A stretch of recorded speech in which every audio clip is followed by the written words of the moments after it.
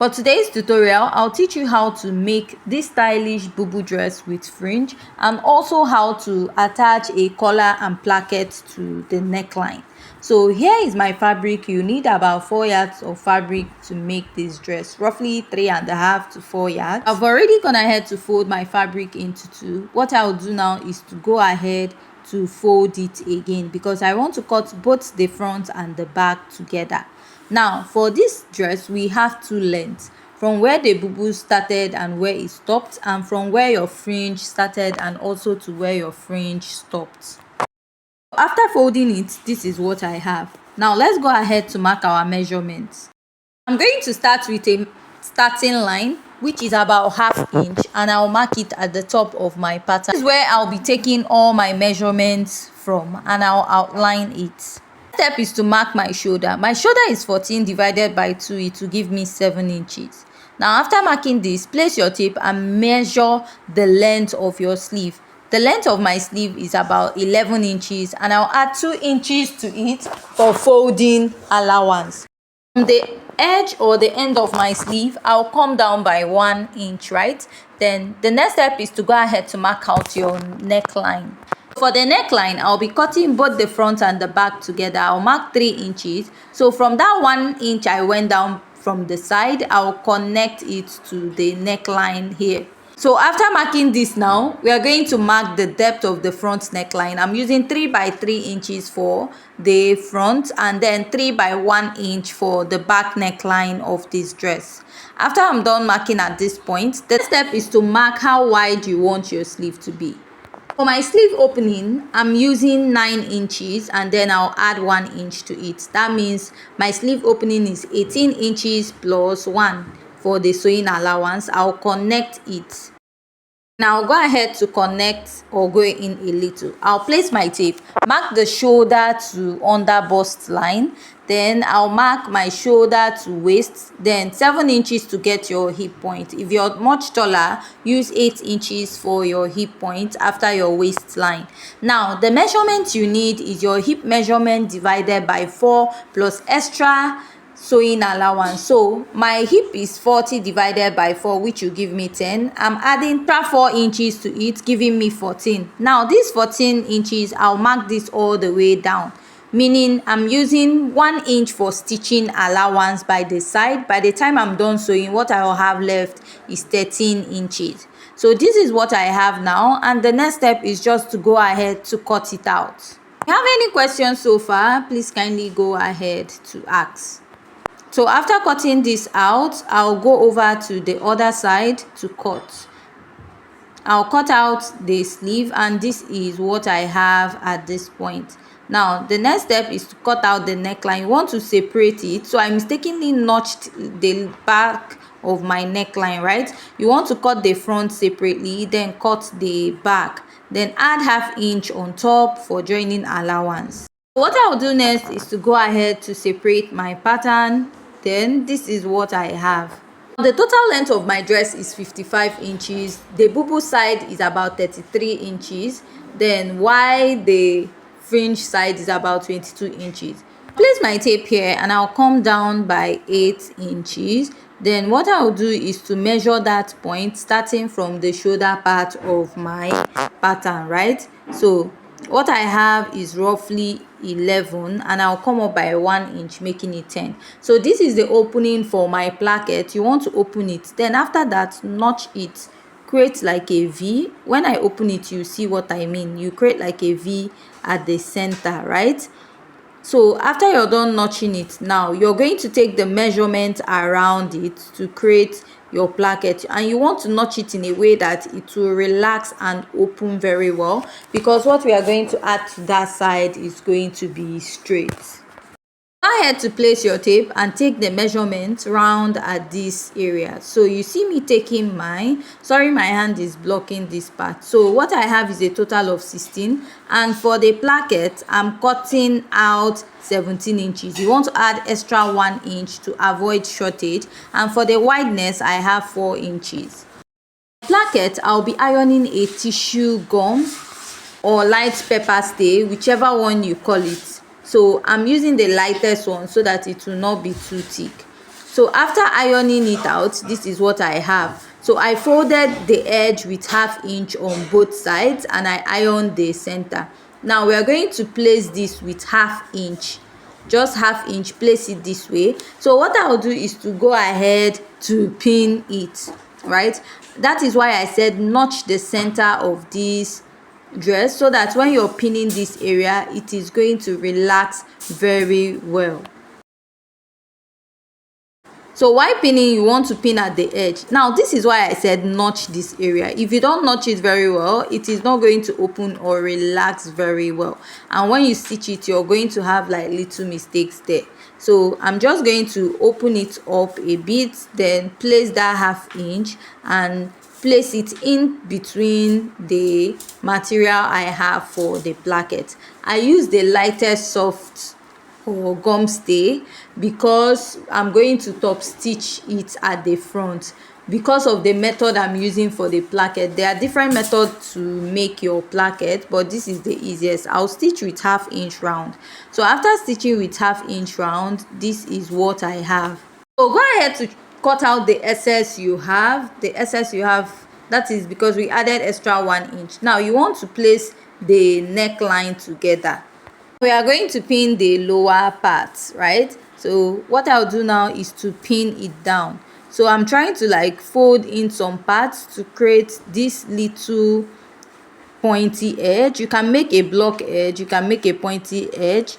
So I'm trying to make it like a pointy edge for mine. Use your pin to secure the upper part first, pin it together, then before going ahead to do this, so that it will be easier. So what you want to do is to tuck in one part this way, and then you overlap the other side. So this is why I said you should notch. If you don't notch, that part will not relax. So I'll just top stitch it to this point and to hold the other side also, right? So if you use a very thick interfacing, it will not relax at all. You can add a pressing button to this, or you can just add your normal button and create button holes. So for me, I'm using the pressing button, right? So you want to place the back together with the front, and you're going to stitch it with 1/2 inch. Now at this side, you just fold that 2 inches you added at the edge and also repeat it at the other side, stitch and then fold it. I'll go over to the sewing machine to stitch. So after I'm done stitching, what I'll do is to go ahead to measure around the neckline of this dress. So place your tape and take the measurement you have all the way around. So you'll be needing it to cut your collar and collar stand. So what I have here is about 22 inches, roughly 22 inches. I'll use it to cut out the collar stand and the collar. So you can cut it as a single collar, or you can cut it separately, your collar stand and the collar. So if you divide 22 by 2, you will have 11 inches. Then I'll mark the midpoint of 11 inches, come up by 1/2 inch, place my ruler, and I'm going to I'll connect this all the way to the end. That is that 1/2 inch I came up by the side. So the next step is to mark your collar stand. For my collar stand, I'm using 1 inch at the for my collar stand. You can use 1.5, but preferably 1 inch is okay. Now what you do is to go ahead to connect all those lines. After connecting it, from the front part, I'll curve here a little and come in by 1 inch.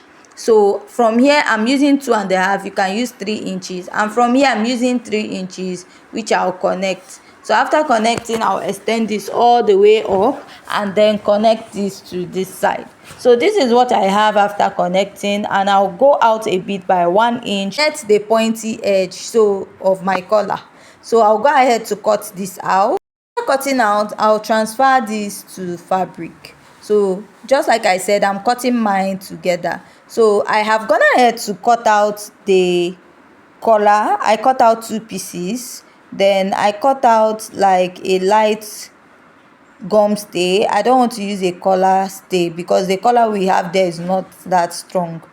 So I'll just go ahead to take this interfacing and iron on one side. You notice the interfacing I didn't add 1/2 inch round, but for the collar I added 1/2 inch. Then after ironing, place and go ahead to stitch this all the way around. Here's the little fabric that I cut out for the belt.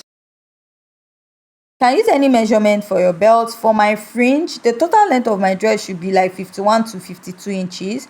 So because the upper part of my dress is 34 and I'm going to use 1 inch to attach the fringe. For the wideness, for the length is 22 I have here. For the width I have 4 inches, which I'll go ahead to fold. So you cut as many as possible to fit the hem of your dress. Done ironing, so what you do is to give it a good notch, and then you're going to flip it to the right side, notch the upper part, and we'll be ironing this. You want it to relax very well. So after you're done notching, go ahead to flip it to the right side. So this is what I have after I was done stitching my collar. So I'm supposed to iron the lower part with 1/2 inch, or you can just leave it this way. So I want to attach, so this place now is the place that has the collar stay, right? So I'll start with this part. I will pin with 1/2 inch. I like attaching my collar this way instead of ironing half inch and fixing the neckline in between. I like when I'm adding my collar or joining my collar, I will stitch one side first before stitching the other side of the collar. So I'll just go ahead to pin this all the way to the end of the placket at the front part this way. After pinning it to the end, you'll be stitching it round with 1/2 inch. I'll go ahead to attach it with 1/2 inch first. I'm done stitching with 1/2 inch. What I'll do now is to fold, right? So that this 1/2 inch now, I'll fold it in, top stitch it neatly round the neckline, closing the rough edge. Closing up the rough edge, you fold it and top stitch it neatly. Go ahead to pin it to make it easier for you, or you can just leave it and then top stitch it on the machine. I like folding while top stitching. You can go ahead to pin before doing that. So after I'm done stitching the collar, this is what I have. Now let's go ahead to add the fringe. So when you're making this dress, you need about 4 yards of fabric, and I had like 3 yards, so it wasn't really enough to make enough fringe for the lower part. So what I did was just to make do with the amount of fringe I have.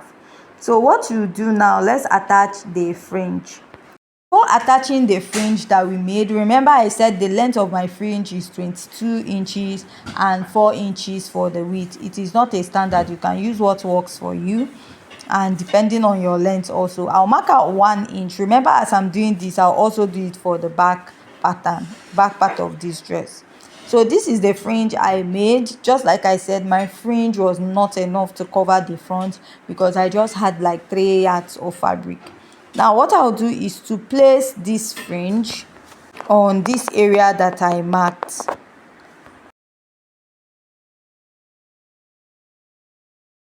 Place the fringe all the way to the end of this fabric, right? So when I was pinning it, I didn't pin it to the end, but please, when you're pinning yours, pin it all the way to the end. So you just see me placing my fringe and I'm spacing out. If you have like 4 yards of fabric, you can make enough fringe. So another thing you want to do, you want to leave 1 inch at the edge of each side of your fabric at the end, because we'll be shaping the dress with 1 inch. That's what we added for our sewing allowance. So what I'll do now is to go ahead to top stitch it, join the hemline. After top stitching the fringe, this is what I have. Now if you have a weaving machine, you go ahead to weave the edge. That was how the lower part was achieved without having to fold the dress. After doing that, you just fold it over. And then use like your hemming gum to iron it, and it will lay flat. But since I don't have a weaving machine at home, what I'll do is I will fold it and top stitch it, right? If you have a weaving machine, weave it, then add hemming gum to hold the rough edge at the side. So I'll go ahead to fold mine and top stitch it.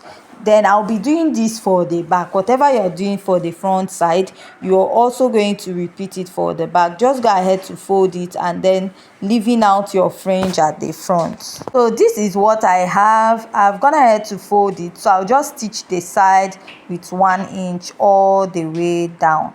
So after I was done stitching, this is the final look of the dress. If you have any question, please kindly go ahead to ask. So this is how my fringe was. It was slightly scanty.